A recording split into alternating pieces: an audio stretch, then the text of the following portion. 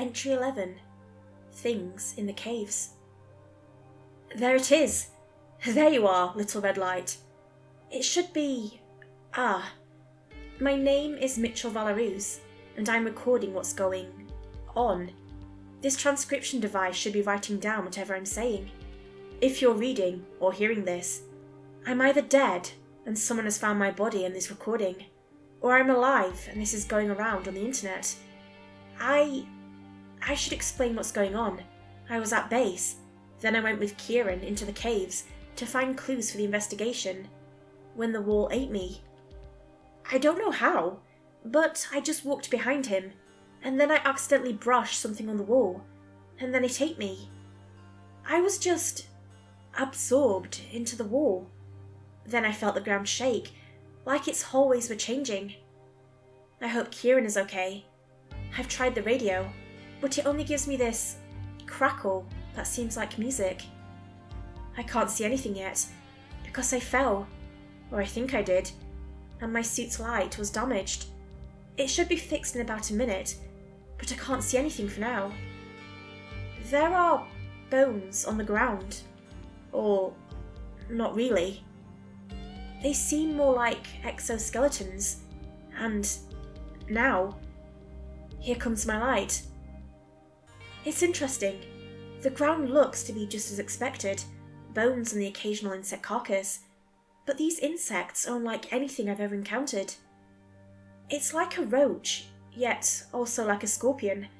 It has one eye on something that vaguely resembles a human face.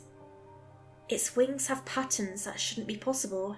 Each one of them seemed to be like stained glass, telling me a story I feel like I know, yet I do not. I am picking up the carcass now. It seems odd. When I shake it, I can hear a noise, like a bell. Yes, it's a bell, but how? This insect doesn't seem like the Shadowpath's first parasitic stage, but something new entirely. I will place the insect into an evidence bag. The room I am in is quite small, and all around me, I see statues. Headless statues covered in lifelike hair. I have no explanation for them, but they may be connected to the skulls and the god of light. Something isn't quite right here. I turn back to look for an exit, but the statues behind me are gone. I turn back to see the other way, and they are also gone. I am not sure if this is a trick of the light, or worse. I've dealt with a case where I've seen statues move. Well, I've never seen them move, but just disappear and reappear. It was a town called Uniforge.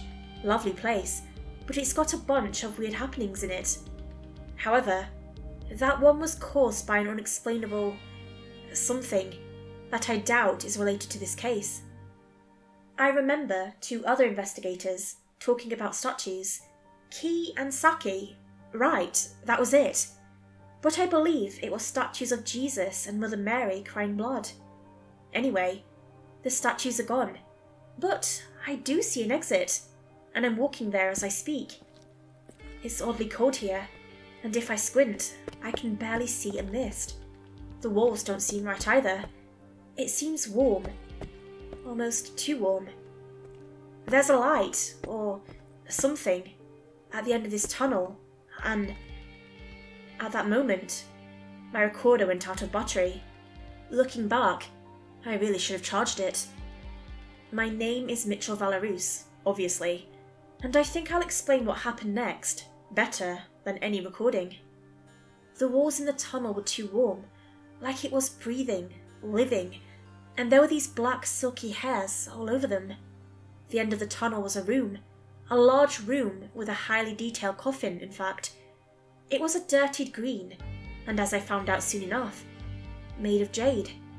Decorating the coffin on all 4 sides were neatly placed golden skulls with no eyes, and they were covered with long, brown, lifelike hair.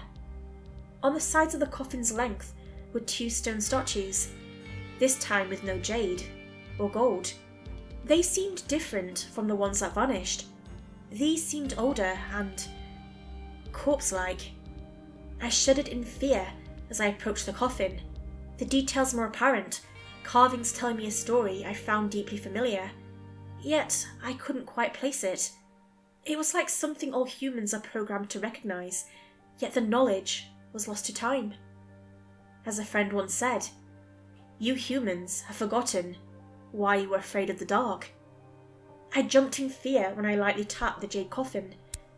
It was cold, but more importantly, it sent out this ring that quickly developed into strange music. The music reminded me of a music box, and I could almost place the melody. I had definitely come across it in my investigation into Gale Shard. I decided to open the box. Why?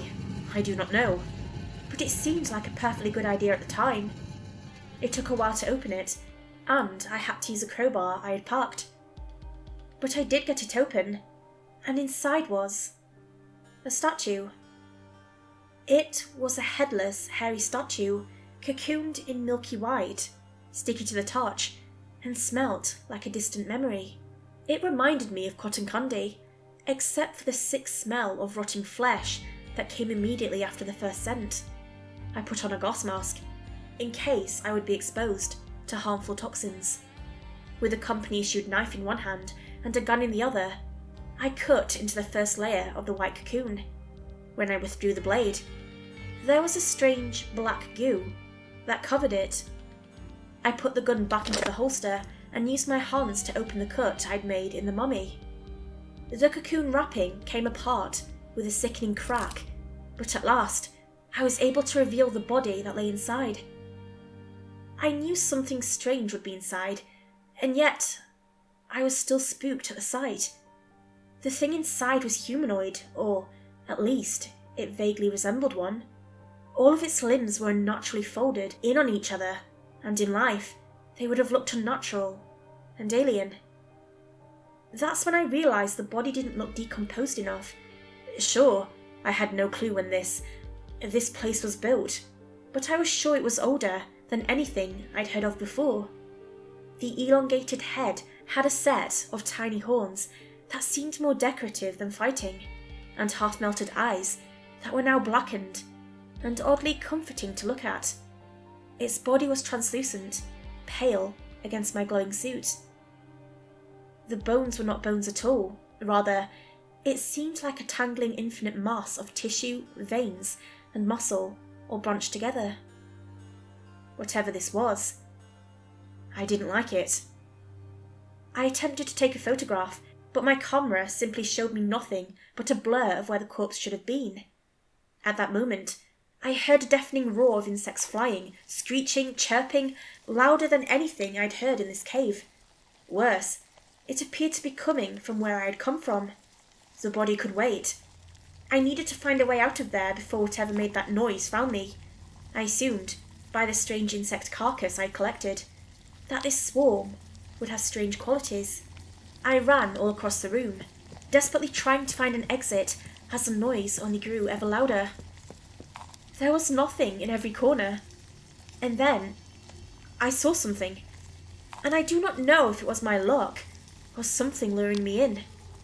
Beneath the jade coffin, I saw a gaping black hole, with an ancient ladder luring me down. Using every ounce of my strength, I pushed the jade coffin, slipped in, and began to climb down, just as I saw 1,000 bugs rush into the room, clawing, screeching at everything. I don't know how the ladders led me back to the bedroom where the hanged corpses lay, but somehow, after a seemingly endless journey, I saw a light at the bottom. The next thing I knew, something extremely hand-like, pushed me off, and I just ended up on the floor of the room. I looked up, but there was no ladder. I was confused, but I needed to find Kieran. I went down the passageway beneath the bed and found the statues gone. I rushed over to the last room we had been together in, and Kieran was in the middle of the room, confused, and I saw 1,000 bugs crawl out of the head statues. "Kieran!" I yelled.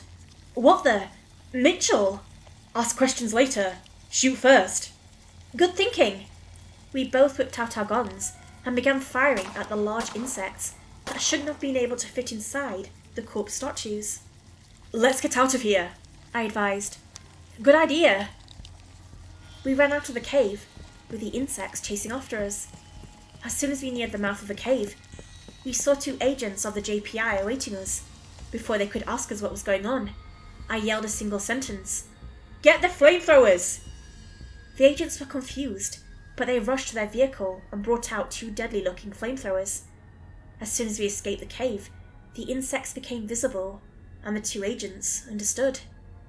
I and Kieran stood and panted as we saw the cave light up in flames, burning the strange, unnatural insects into nothingness. Mitchell, Valaruz.